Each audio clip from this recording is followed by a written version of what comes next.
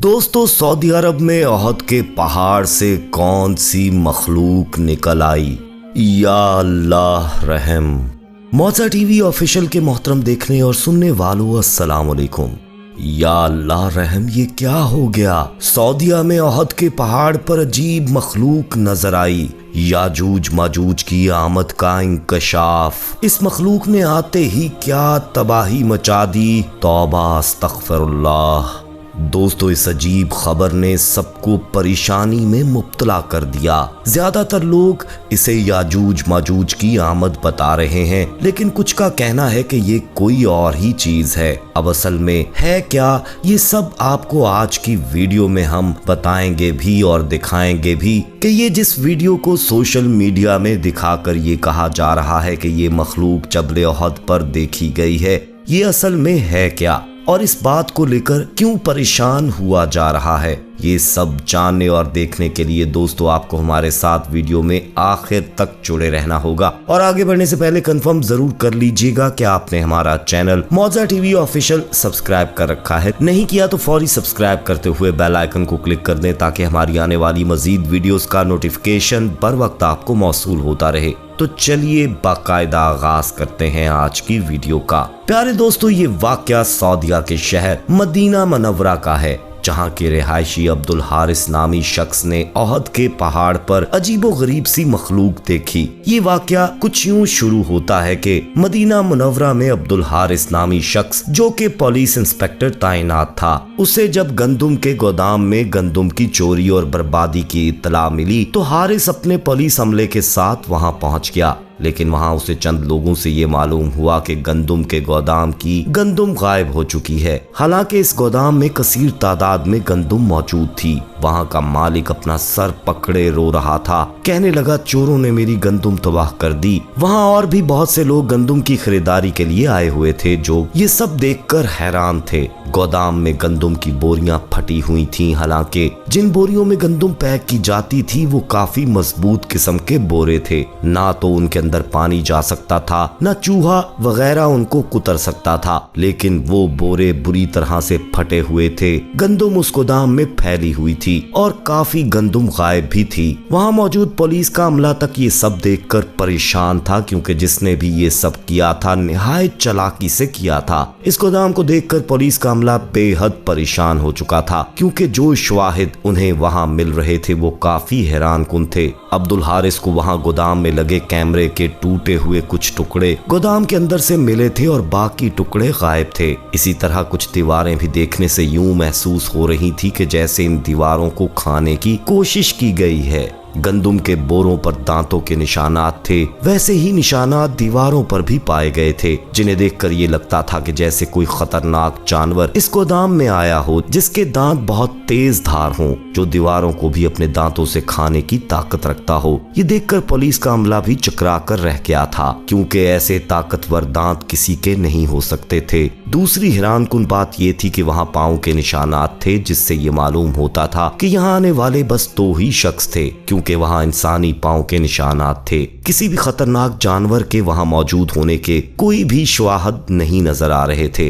लेकिन दीवारों और बोरों पर मौजूद दांतों के निशानात कुछ और ही खबर देते थे। दोस्तों, कुछ भी समझ नहीं आ रहा था कि आखिर ये सब किया किसने है, क्योंकि वहीं दांतों के निशानात उन कैमरों के टूटे टुकड़ों पर भी नजर आए थे। यूं लगता था जैसे इन कैमरों को भी दांतों से चबाने की कोशिश की गई है। अब्दुल हारिस पुलिस इंस्पेक्टर का ये भी कहना था कि अगर ये सब किसी इंसान ने चोरी की गर्ज से किया होता तो पूरे पूरे बोरे उठाकर ले जाते, और अगर उनका मकसद इस गोदाम को तबाह करना होता तो गोदाम को आग लगा देते। यहाँ किसी ऐसे खूंखार जानवर की मौजूदगी के आसार नजर नहीं आ रहे जो कि इतनी ताकत रखता हो कि कैमरों को चबाए या इन मजबूत बोरों को दांतों से फाड़ने की कोशिश करता। दोस्तों, अभी इसी मामले को पुलिस समझ नहीं पाई थी कि जब खजूर के बागात की तबाही की खबर भी पुलिस को मिली, लेकिन जब इन बागात में जाकर देखा गया तो होश उड़ गए। वहाँ भी तबाही मची हुई थी। यहाँ तक कि दरख्तों पर भी वही दांतों के निशानात थे कि दरख्त टूट के जमीन पर गिरे हुए थे। काफी तादाद में खजूरें गायब थीं, यहाँ तक कि पूरे पूरे दरख्तों के पत्ते तक गायब थे। यूं लगता था कि खाने वालों ने खजूरों के साथ साथ दरख्तों को भी खाने की कोशिश की है। दोस्तों हारिस तो अपना सर पकड़कर बैठ गया था कि आखिर ये सब क्या मुआजरा है, क्योंकि वहां भी वैसे ही पांव के निशानात मिले थे जैसे कि गोदाम में मिले थे। हारिस ने इन्वेस्टिगेशन शुरू कर दी, लेकिन अब तक कोई सुराग नहीं मिला था। एक बार हारिस अपने पुलिस स्टेशन में बैठा था, इसी मसले के बारे में सोच रहा था कि जब एक शख्स पुलिस स्टेशन में दाखिल हुआ। वो शख्स कमरे में दाखिल हुआ, बहुत ज्यादा बदहवास था, कहने लगा कि याजूज माजूज आ गए हैं, मैंने उन्हें अपनी आंखों से देखा है। हारिस कहने लगा कि तुम शायद होशो हवास में नहीं हो, शायद पागल हो गए हो। हारिस को लगा कि ये शख्स शायद ज़हनी तौर पर ठीक नहीं है। वो शख्स कहने लगा कि उसने खुद उन्हें खजूर के बागात में तबाही मचाते देखा है। चूंकि बाग और गोदाम दोनों ओहद के पहाड़ के पास वाक़या थे, तो वो मखलूक ओहद के पहाड़ से उतरी थी। वो लोग खजूरों के साथ साथ उन दरख्तों को भी खाने की कोशिश कर रहे थे। वो लोग बहुत ताकतवर हैं और अहादीस में भी यही बताया गया है कि वो सब कुछ तहस नहस कर देंगे।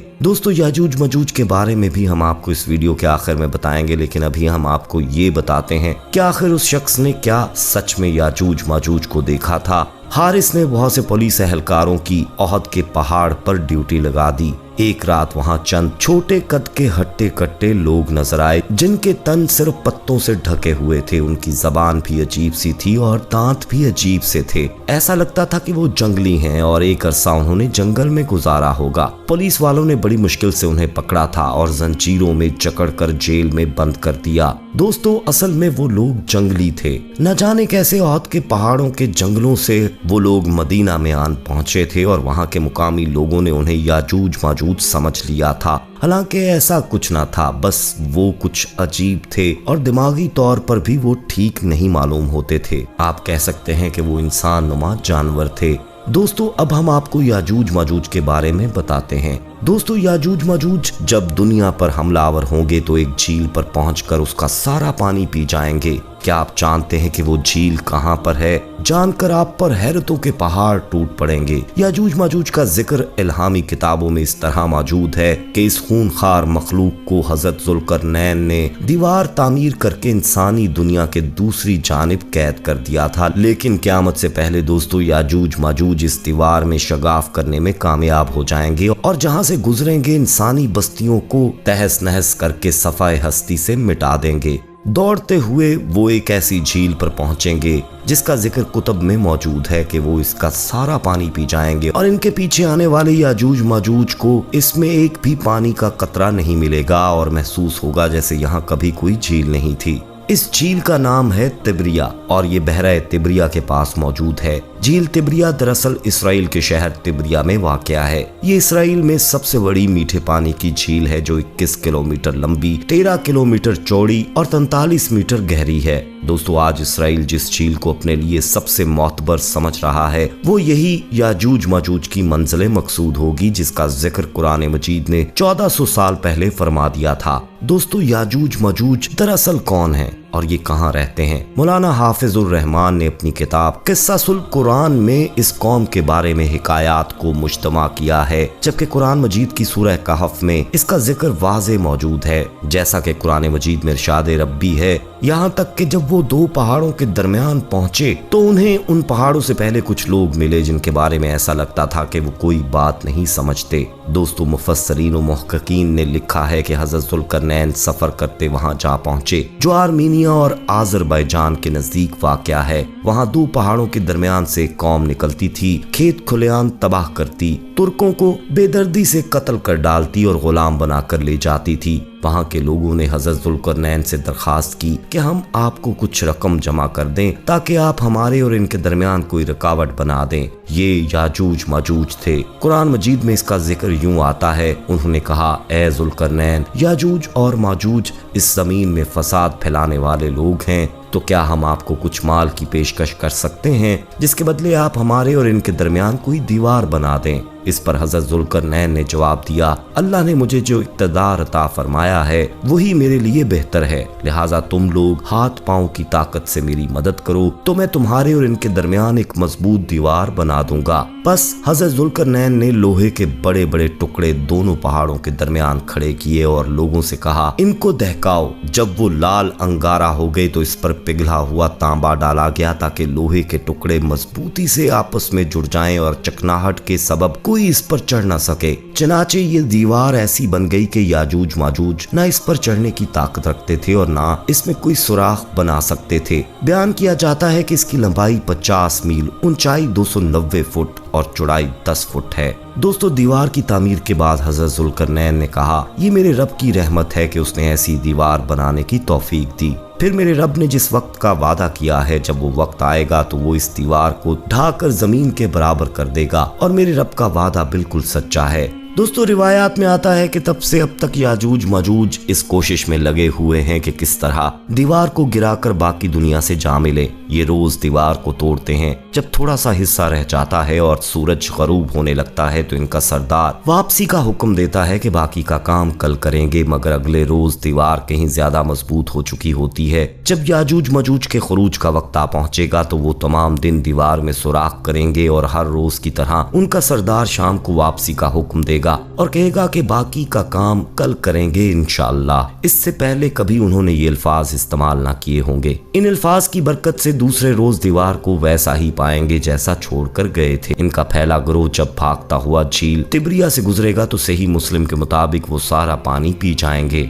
जब आखिरी गिरोह वहाँ पहुँचेगा तो कहेगा, कभी यहाँ पानी हुआ करता था। बहरे तिब्रिया इसराइल में ताज़ा पानी की सबसे बड़ी झील है। इसका जिक्र तौरात और इंजील में भी आया है। हजरत ईसा अलैहिस्सलाम ने बड़ा हिस्सा इसी झील के साहिल पर गुजारा। यहाँ से कत्ल गारत करते हुए याजूज मजूज बैतुल मुकद्दस तक पहुँचेंगे और ऐलान करेंगे कि जमीन पर हमारा कब्जा हो चुका, अब हम आसमानों पर भी कब्जा करेंगे और आसमान की तरफ तीर फेंकेंगे जो खून आलूद वापस आएंगे। कोई उनका मुकाबला न कर पाएगा। हजरत ईसा अलैहिस्सलाम अल्लाह के हुक्म से मुसलमानों को लेकर कोहे तूर पर पनाह लेंगे और आम लोग महफूज मुकामात पर बंद होकर अपनी जानें बचाएंगे। मौलाना हाफिजुर रहमान ने अपनी किताब क़िससुल कुरान में लिखा है कि हजरत ईसा अलैहिस्सलाम और तमाम मुसलमान मिलकर अल्लाह से दुआ करेंगे। अल्लाह ताला उनकी गर्दनों में ऐसा कीड़ा पैदा करेगा जो उनकी हलाकत का बायस बनेगा। पूरी जमीन उनकी लाशों से भरी होगी। फिर अल्लाह के हुक्म से बारिश बरसाई जाएगी जो जमीन को इन लाशों से पाक कर देगी। दोस्तों, याजूज माजूज के निकलने का वक्त ज़हूर मेहदी अलैहिस्सलाम फिर खरूज दज्जाल के बाद होगा,